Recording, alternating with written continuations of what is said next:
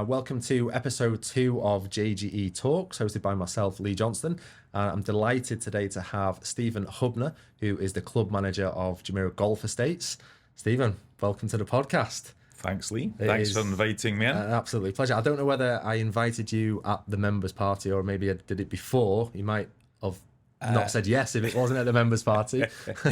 But it's a pleasure to have you here. When I started this pod, you were definitely on the hit list of people that we must get in, and I think when I've mentioned that you might be coming on, people have been excited to hear from you. So not to put any pressure on you, but yeah, looking forward to. Wow. Well, I'm glad I made the hit list, and I'm glad I only get beat by Steve Drake to be number one. You mentioned that actually. Yeah, I didn't know you'd mention it so soon, but yeah. So club manager of Jumeirah Golf Estates. It's a fantastic title, something that we'll dig into a little bit deeper, but I guess it's always good to kind of start from the beginning. So a little bit about your journey maybe to Dubai and how you got to where you are. So how long have you been in Dubai and what brought you here? Well, I've been in Dubai now for over 18 years. Okay.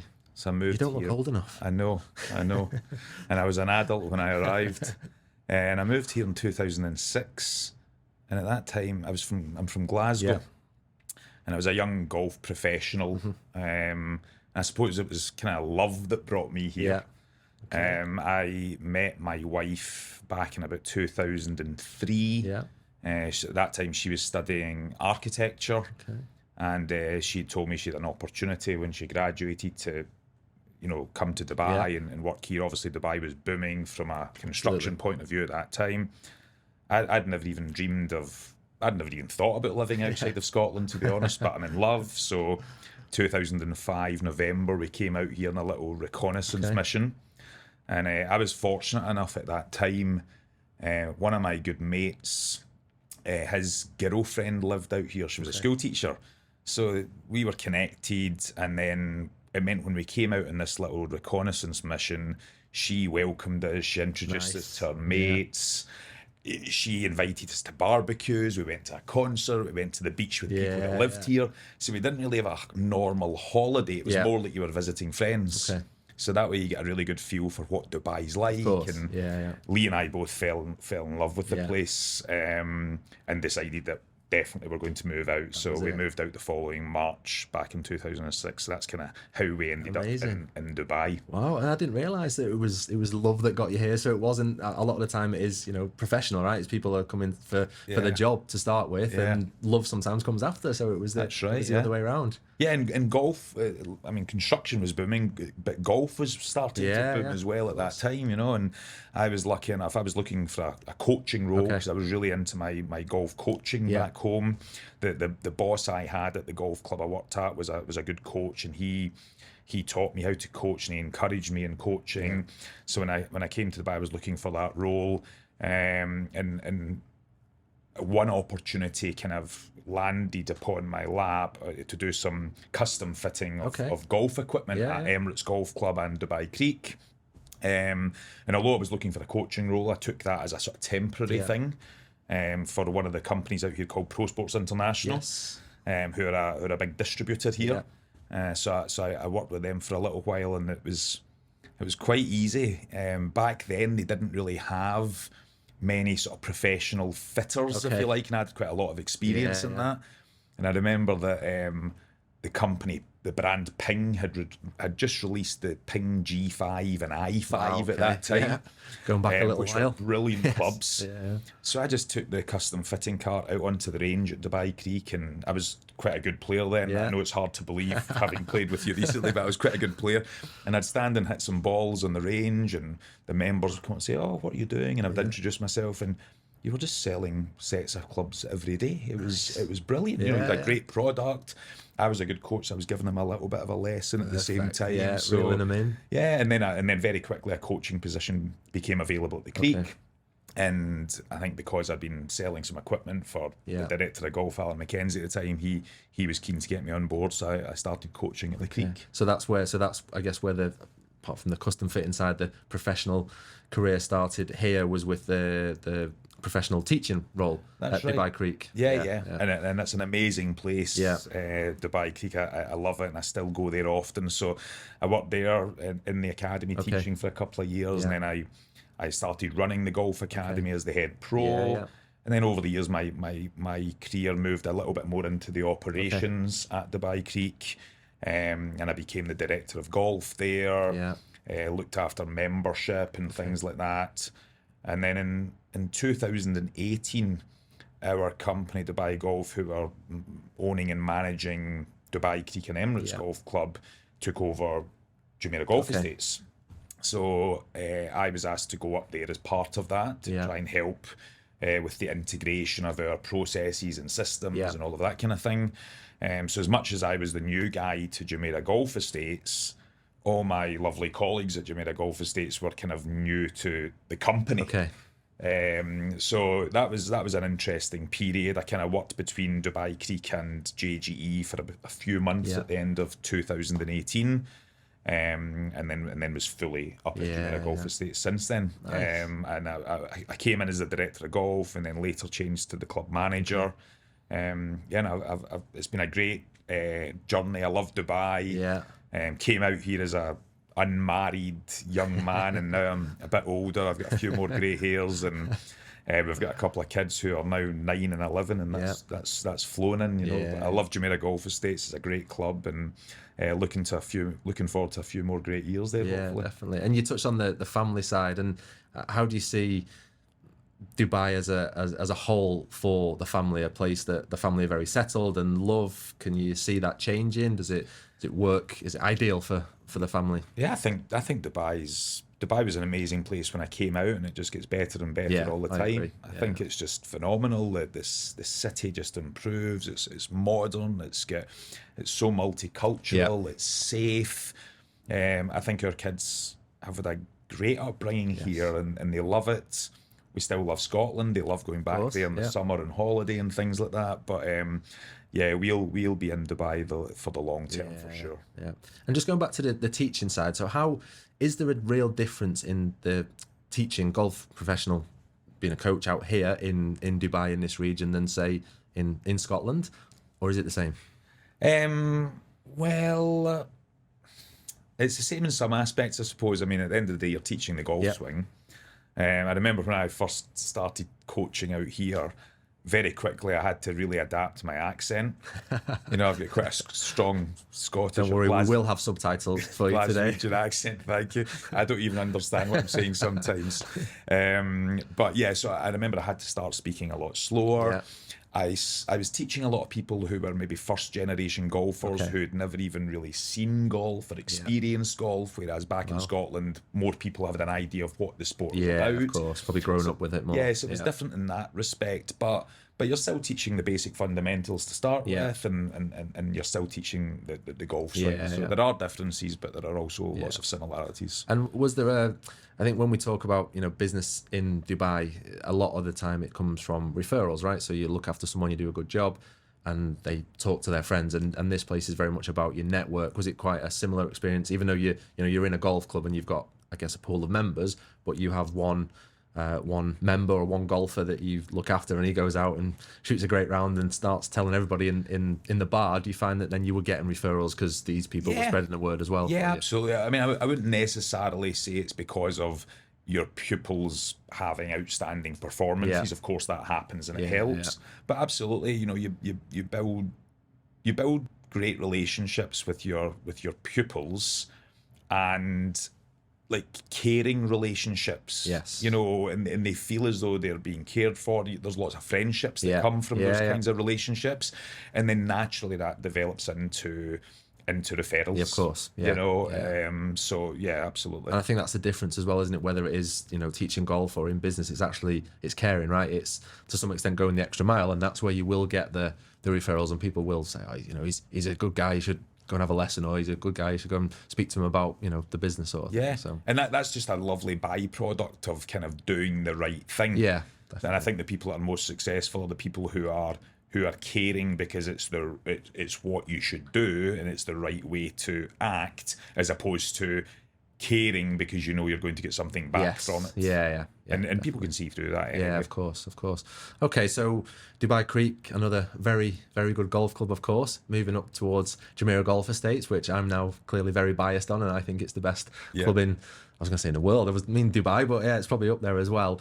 Now, as you know, I've been a member for just over a year, and I do actually generally feel quite privileged to be a member of the club. You know, I think every day you drive up there and it's such a nice drive up, and I find it so fascinating. You're in the changing rooms and you've got visitors coming in, like it's not an old club, right, but there's history, and you know, with the tournament that goes on and stuff. So being the club manager of Jumeirah Golf Estates club, you know, from my side of things on the outside, it sounds like a big role, right? There must be a lot of moving parts within that. So what does that look like on a daily basis?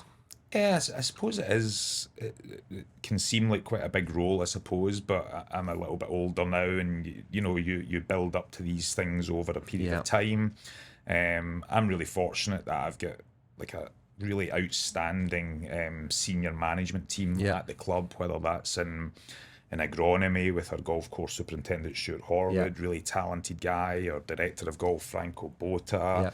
You get Sonia, who's our F&B manager there, looking after our 5 restaurants. Chef Jobin's amazingly talented chef. Tim's looking after the Tommy Fleetwood Academy. You've got May over in the country club, and obviously all of our support services team. Some of them are sort of more centralised within Dubai Golf, HR, finance, etc. But yeah, having lots of great people, and not to mention obviously all of our colleagues kind of on the ground, the junior team looking after the members every day. They're brilliant and they're loved by the members, so that makes my job an awful lot easier. But I'm still learning all the time, and there's lots and lots of things I want to get better at, and I want to try and achieve with the team, just to enhance that member experience. That's what everything's centered around, improving the member experience. I mean, we know fine well that if we improve the member experience, of course the visitor's going to have a great time. Because they're going to feel, wow, I can come and play this place. Naturally. Interesting what you said about the history. I think it's really important. It's not easy to sort of show history in a reasonably new club, but that's something we've tried to focus on over the last few years. And you know, you can see we've got lots of old scorecards, and pictures, and past winners, and all of that. You know, the honours boards and all that kind of stuff.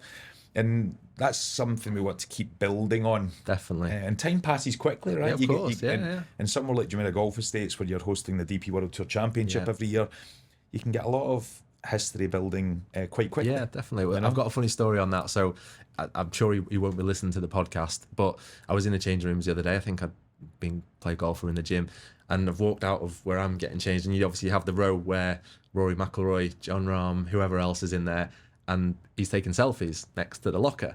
Now, obviously, I walked out, and I don't think he wanted anybody to see him taking a selfie, so he quickly panicked and pretended he wasn't, but I clocked him, and it's just, because it is, people see that, right? Whether it is or it isn't Rory McIlroy's actual locker, but his name's there, and it's great when you see the scorecards, and that's what it is in the changing rooms. People are walking, and it's like, wow, look at this, there's Tommy Fleetwood, and there's this and that scorecard, and it's little bits like that do help to build up that sort of history and I guess tradition to some extent. Absolutely. You know, and I just feel, you know, if you win the DP World Tour Championship at the Earth Course at Jumeirah Golf Estates, as a gift from the club, we give that player a locker for life. And that player then allows us to give that locker to visitors when they arrive at the club, etc. And it's just a nice touch, and it's also just a nod to past champions for what's an amazing achievement in winning that tournament.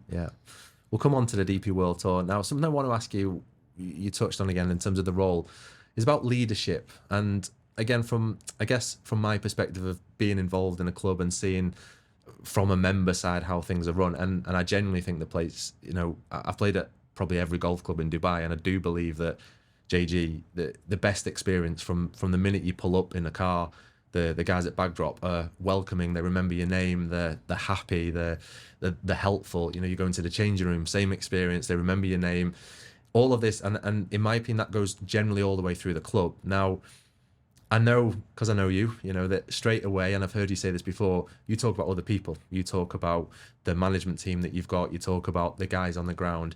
And I think maybe don't necessarily give yourself the credit, because in my opinion, that has to come from the top, right? That is the leadership at the top, which is yourself. Do you see that? Or do you kind of focus on, do you have a particular like leadership way of leading the team? I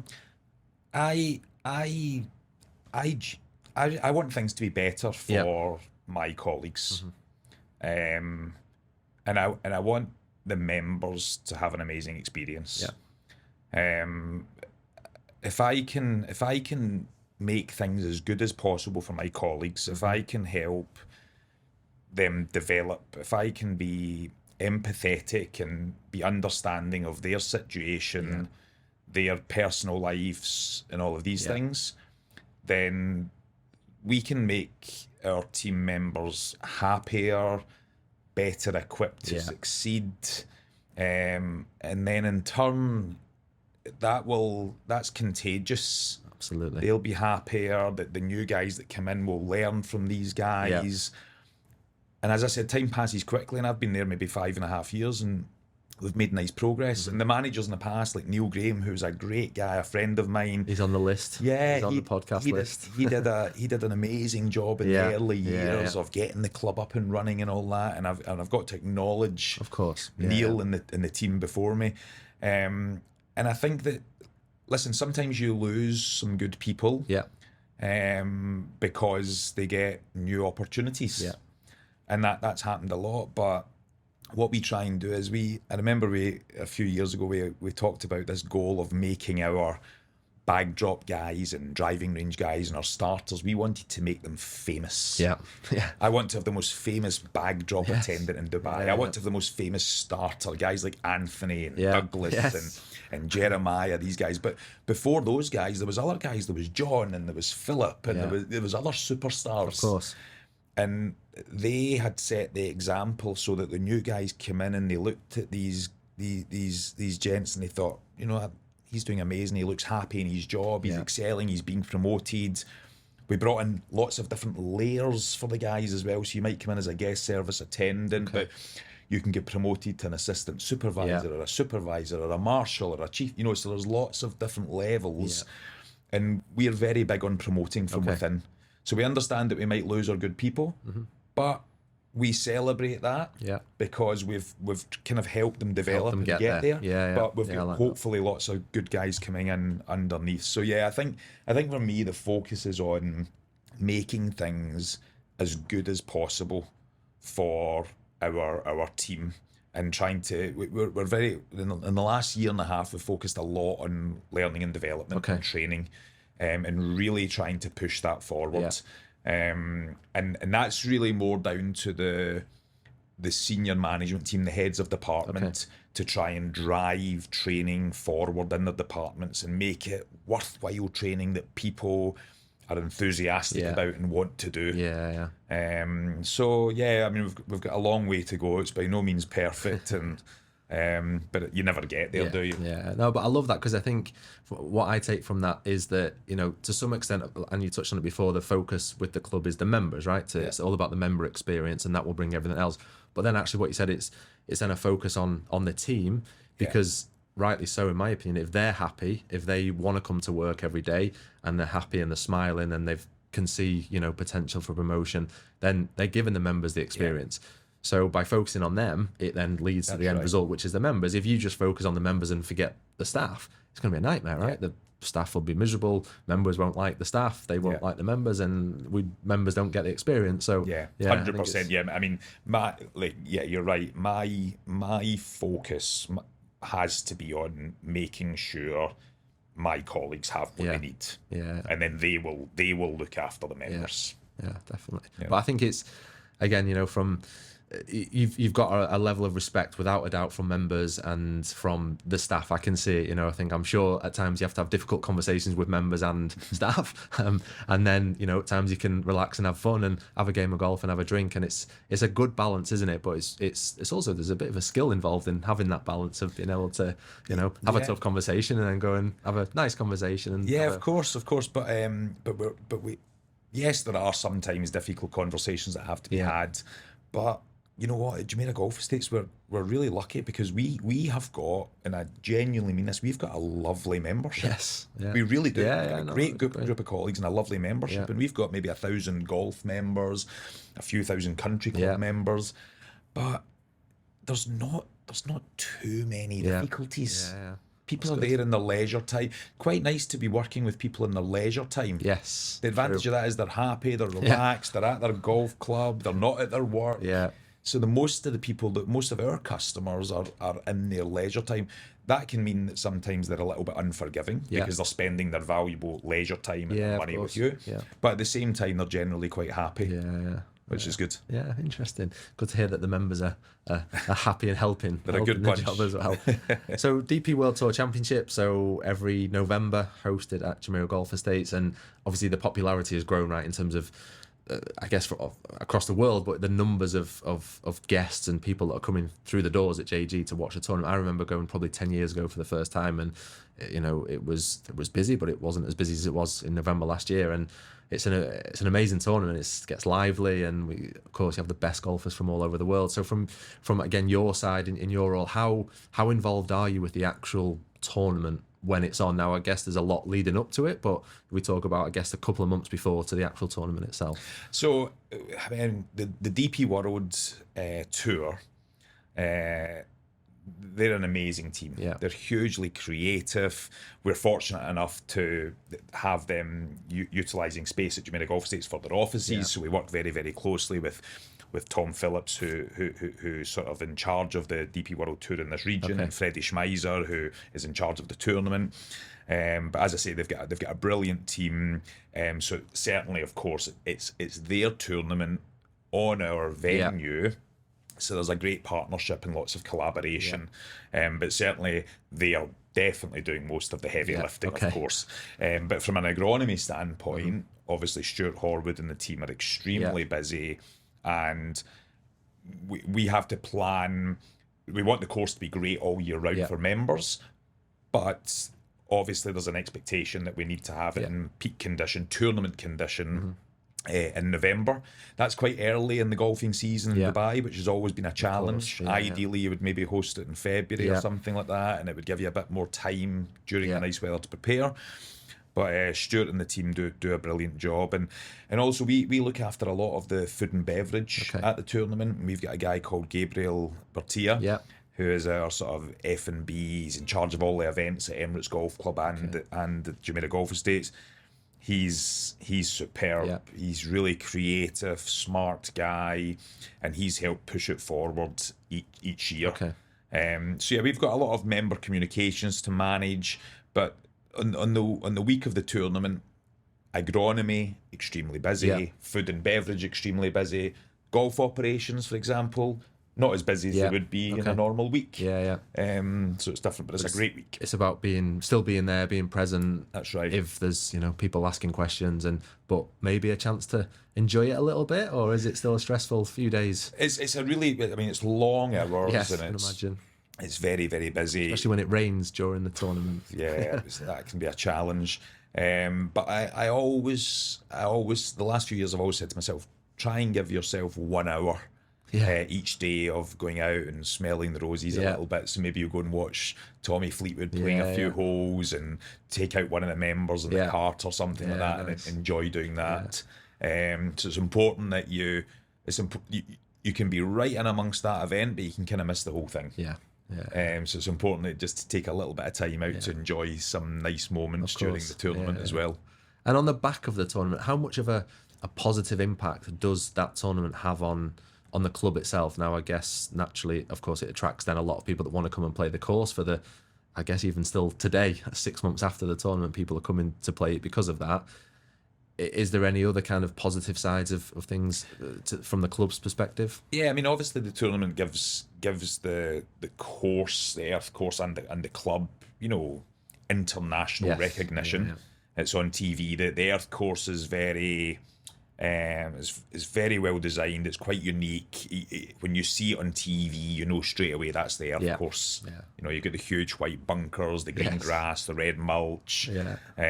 So it's quite iconic. Definitely. So that definitely helps in terms of creating interest from golfers who are overseas, who want to come to Dubai on a golfing holiday, and they're going to come and play there, of course. So that's an obvious sort of spin-off. But I think the biggest advantage of hosting it is actually what it does for the members. Like if I'm a member of Jumeirah Golf Estates, and our members say this all the time, they're so proud to host that event. Yeah. And they love the week of the event. They come to the club. It's a great party atmosphere. Yeah. They're watching the best players in the world playing on the course they're playing on week in, week out. And even for the residents, I know that I appreciate that there are challenges for the residents on that week, but I think the majority of the residents I speak to, they love having it there. They're up at the golf club, they're watching, and I'm quite certain it's great for their property prices as well. Yeah, well, it's a good showcase, isn't it? For the amount of people that come to the community, the amount of people that see it on TV, and absolutely, you see them. The members, they do get involved, whether it's at the clubhouse, whether it's in the villas on the golf course with the flags waving to the favourite players and so on. So I do think it.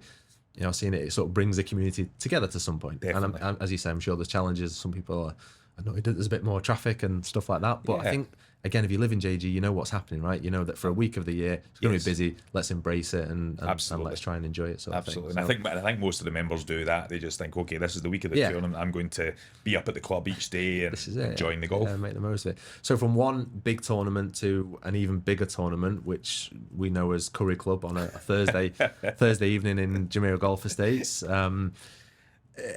I love it, as you know. I've played it a couple of times now and again. I make it. You've played it yourself a few times.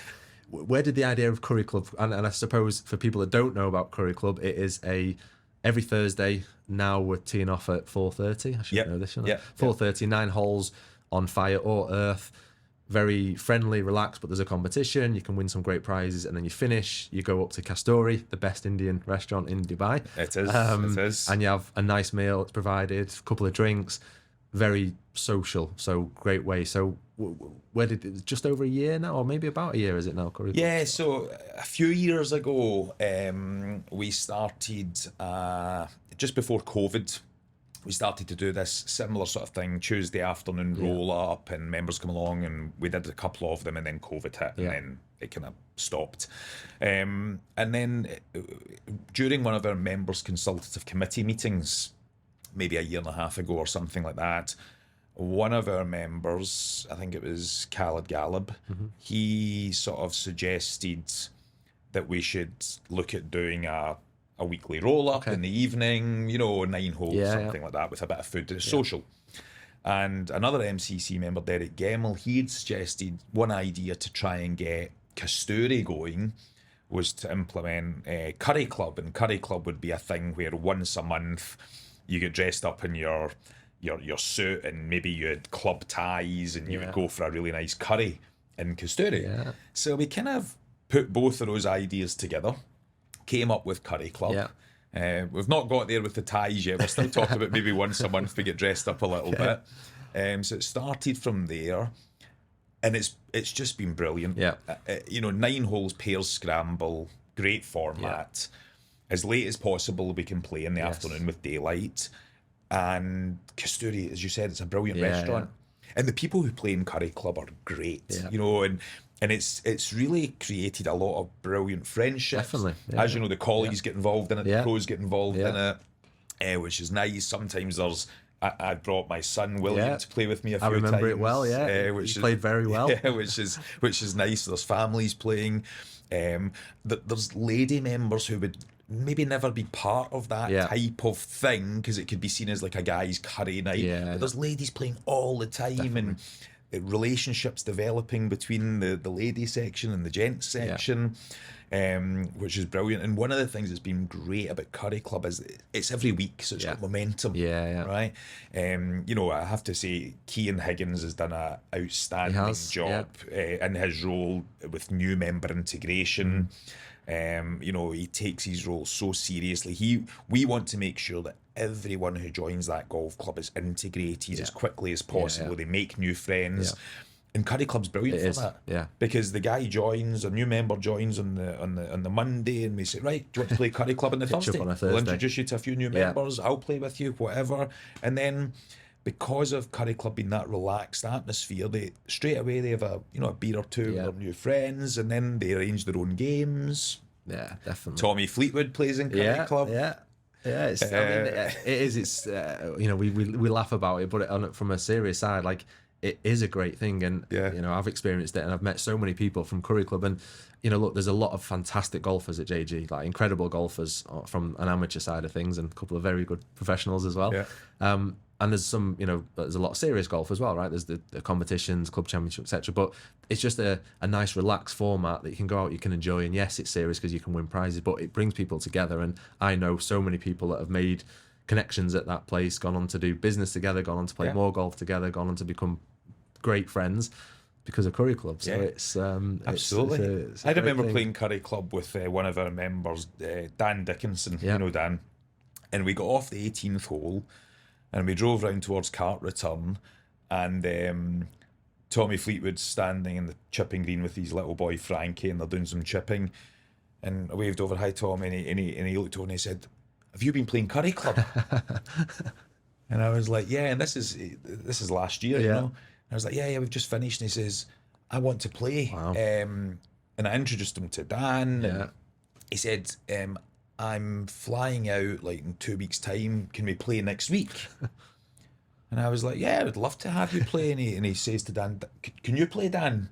You know, and sure enough, the next Thursday, myself and him and Dan and Tim Backhouse, our head pro, we went out and played Curry Club, and Tommy and I were partners. I think we managed to half with Tim and Dan. I think I held Tommy back that day a little bit, but he came up, it was the other way around. Enjoyed the meal with us and everything. And then even at that dinner, Tommy then arranged to play another game, and 2 days later with 3 of the members. Really? You know, it's, well, that's it. And again, nice from story. the members' experience side, because I was there that day, of course, and we were sat in Castoria, and Tommy Fleetwood's having a curry as part of, you know, it's great for the members, right? We were at Curry Club with Tommy Fleetwood, who's a pretty decent golfer, isn't he? He is. And he's gone on to Sorry, I can't play Curry Club next week. I'm going to Rome to win the Ryder Cup. So in terms of JG, obviously, as you can tell, I love the place. I think it's a great club.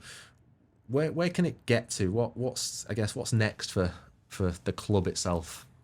Well, we've got lots of exciting plans. We're currently working on our 5-year strategy across a few of the departments.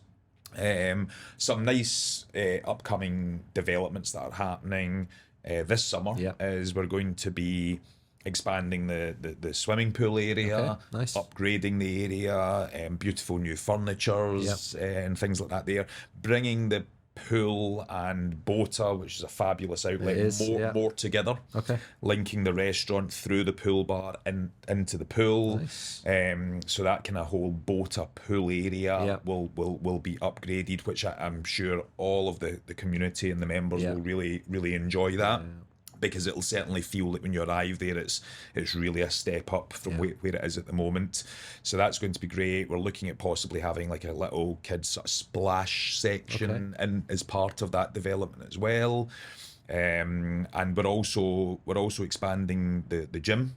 Gym gets pretty busy, even though we've expanded it about 3 years ago, and we built a new studio upstairs. It does get busy in peak times because everyone in Jumeirah Golf Estates is very health conscious and they're looking after themselves, just like you were there this morning. Absolutely, yeah. Thanks for getting that in. So we're going to do an extension upstairs. We're going to move the cardio equipment upstairs. That means the people that are up there will have an amazing view over the golf courses while they're on their treadmill. So a good bit of encouragement. Or whatever, And we'll also be upgrading the studio upstairs as well, where lots of our residents enjoy. We do complimentary yoga and Pilates classes for the residents. So just to make that studio space a little bit warmer, a little bit nicer, a little bit more of a country club feel to it. So those are exciting projects in the country club. The Tommy Fleetwood Academy, that's gone from strength to strength over the last few years. Incredible, I mean, it's great to have Tommy and Claire involved, and Tim Backhouse has been doing a brilliant job, as have the rest of the golf pros at really stepping forward with TFA, and I think that obviously it's the DP World Golf Performance Centre. So an affiliation with DP World is very, very important. We're going to be introducing a sort of a way for our members of the Tommy Fleetwood Academy to be able to track their ball flight when practicing. Okay. So whether that's maybe a TrackMan range installation or a Top Tracer type installation, but the idea being that when you go and practice at TFA, you just pull out your phone, stick it there, and every time you hit a ball, it'll tell you your ball speed, your club speed, the distance of the shot. So that's going to be a really significant upgrade to the academy. And we're looking at a few other developments in the academy as well, just to further enhance and to cope with the rising demand for lessons. And part of an important remit of ours is to grow the game. So TFA is instrumental in doing that. They're doing a lot of good stuff. And a lot of what we're trying to do as well, working with Neil Graham at the RNA, is growing female participation in the game as well. And we're working quite hard on that at the moment. That's a key focus for us as well. Amazing. And then on the golf courses, just want to continue to move them forward. Each year, I feel as though we're making the health of the turf better and better, and we've got big upgrades happening at the moment with our irrigation system, satellite irrigations, which will allow us to water in a smarter way, a more accurate way, which will in turn improve the conditions of the golf course. So lots going on. Sounds it. Exciting stuff. Absolutely. Final point, because I'm conscious of your time. We had a bit of a storm recently. Did. And a bit more rain after that. How much of a challenge has it been, or was it, when that storm came? I guess not too unexpectedly, but probably maybe worse than we all expected. Yeah, I mean, it's obviously caused havoc all over Dubai, and most of the golf courses have been very badly affected. Some have been worse than others. So it's been a big challenge. The clubhouse had its own challenges, but the main difficulties were on the golf courses. Just trying to pump the water off the golf courses was challenging because the discharge lines were full. You'd nowhere to put the water. So that's been difficult. But Stuart Horwood and the agronomy team have really done an amazing job of the clean-up. We've had both courses open for the last week and a half. Since about the 27th of May, which was a great achievement it is, itself. to be fair, The bunkers are still treated as ground under repair, which I think most of our members are loving. Love it now, Just take it out of the bunker and chip nice it on. to look at them, don't have to go in them. Absolutely. So I think on this Saturday we'll open up the bunkers on the front line of the fire course, and just over the next sort of couple of weeks there'll be a sort of staged opening of the bunkers. But the playing surfaces are really good. One of the main challenges was the washout sections. So sections of the earth course where the rain creates large channels essentially, and the sand and the mulch washes out onto the grass. And the number one priority is to get that off the grass, because when you've got sand and mulch covering grass, or water covering grass, then the grass is going to die eventually. So there are areas where grass will be dead, and we need to resprig it essentially. But in another few weeks, you won't really notice it was there. And we're getting very close. And the feedback from the members is they're happy to be out. They're enjoying their golf. Yeah. Well, this is it. We're fortunate to have two great courses, and then I guess double the amount of work when an issue happens. But to be back out there almost straight away, and it was a bit of a freak storm, wasn't it? I think we have to accept that. But credit to the team. And I think we learned from it as well. There's probably a few learnings that we can tweak what we do and put certain systems in place just so that we can improve if it happens again, because the climate is changing and we need to be prepared for that. Well, maybe we can get Stuart on and we'll talk a little bit more about that. So serious stuff over now. So we're going to do a couple of quick fire questions with you. Okay. Earth or fire course? Earth. Oof. DP World Tour Championship or Curry Club? Curry Club. Okay. Buggy golf or walking golf? Buggy golf. Yeah, okay. Because we've done a bit of walking recently, haven't we, with the rain. So you'll go buggy. Dubai in the summer or Scotland in the winter? Dubai in the summer. Okay. Must be bad in Scotland. Dubai in the summer over Scotland in the summer. The members' party or the New Year's Eve party? Members' party. Okay. It was a good event. Very good event. It was my first one, and it was fantastic. DP World Tour Championship on the Earth course or the Dubai Desert Classic on the Majlis? DP World Tour Championship on the Earth course. And then the final one, as we talk about finishing, 2 holes on the Earth course, 17 and 18. Very tough finishing holes. Very different. 17 or 18, which is the toughest? In your 18. Opinion? 18. It's brute. It is, yeah. I heard someone was telling me about a 13 that they had on it last week, so that can very easily happen. Yeah, to be fair. the Earth course grows on you. When I first arrived at Jumeirah Golf Estates, you know, I didn't fully understand it, maybe didn't appreciate it as much as I could, but the more you play it, it's just an amazing course. We're trying to get more.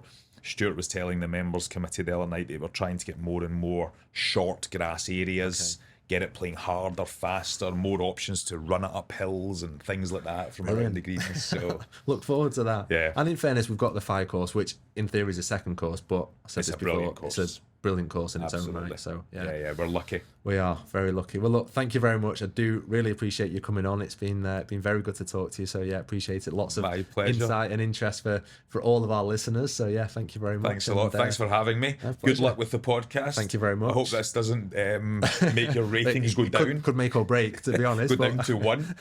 And I'll see you tomorrow night. Probably will be. Yeah, absolutely. Yeah, I'll be there. Thank you very much. Thanks for your time. Cheers, Take it easy, buddy.